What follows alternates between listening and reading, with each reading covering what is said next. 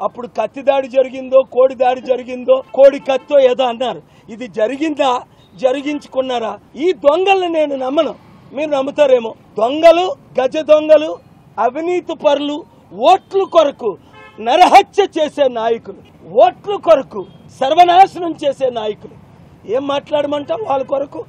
వారందరూ ఒకటి, మనం అందరం ఒకటి. చూడండి, అప్పుడు కోడి కత్తి కూడా దాడి అన్నారు. అది నిజమా అబద్ధమా తేలిందా? ఎలక్షన్ ముందు దాడి, అది నిజమూ అంటలేదు. నిజంగా దాడి జరిగితే తీవ్రంగా ఖండిస్తున్నాను. Nothing but nonsense. కానీ ఇదో డ్రామా, ఓట్ల సింపతి కొరకు చేయించుకుంటే అది మోసం. ఎట్లా మాట్లాడాలి? ఉన్నది ఫ్యాక్ట్ మాట్లాడాలి. నేను సిబిఐ ఇన్వెస్టిగేషన్ చేయట్లేదు కదా. అలాంటి రాజకీయ, కుల, కుటుంబ అవినీతి పరుల్ని ఎలాగ మీరు నమ్ముతున్నారు? నాకైతే ఆశ్చర్యం. నేను ఎవరిని నమ్మట్లేదు.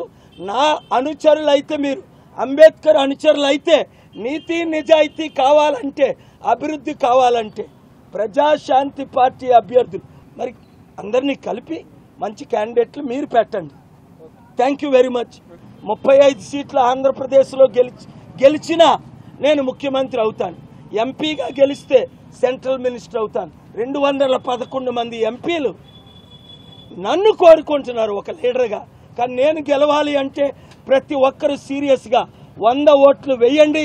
విశాఖపట్నం 98 వార్డుల్లో మీడియా దయచేసి మీరు ఈ 30 రోజులు దేశం కొరకు, రాష్ట్రం కొరకు, ప్రజల కొరకు కవరేజ్ ఇవ్వండి. దేవుడు మిమ్మల్ని దీవించుగాక. థ్యాంక్ యూ వెరీ మచ్ అండి. ఎమ్మెల్యేగా గాజువాక, విశాఖ నార్త్, కొంతమంది పిఠాపురం అంటున్నారు. ఇంకా డిసిషన్ తీసుకోలే. ఎమ్మెల్యేగా పోటీ చేస్తున్నాను, ఎంపీగా కూడా పోటీ చేస్తున్నాను. ఇప్పుడు దొంగల్ని దోచుకున్న వాళ్ళకి రివార్డ్ చేస్తే వాళ్ళు దోచుకునే ఉంటారు. 3,000కి 30,000కి ఓటు అమ్ముకుంటే అంబేద్కర్ ఆత్మ ఘోషించట్లేదా? What nonsense it is for us to think of Dr. B.R. Ambedkar but not to follow his footsteps even 1%. We are rewarding criminals, looters, cheaters, killers. What kind of democracy do we live in? That is why this is the most important election in the history of our country. All educated people, చదువుకున్న ప్రతి ఒక్కరు ఇంట్లో కూర్చోకండి. ఈసారి ప్రజాశాంతి పార్టీని గెలిపించాం. Thank you very much.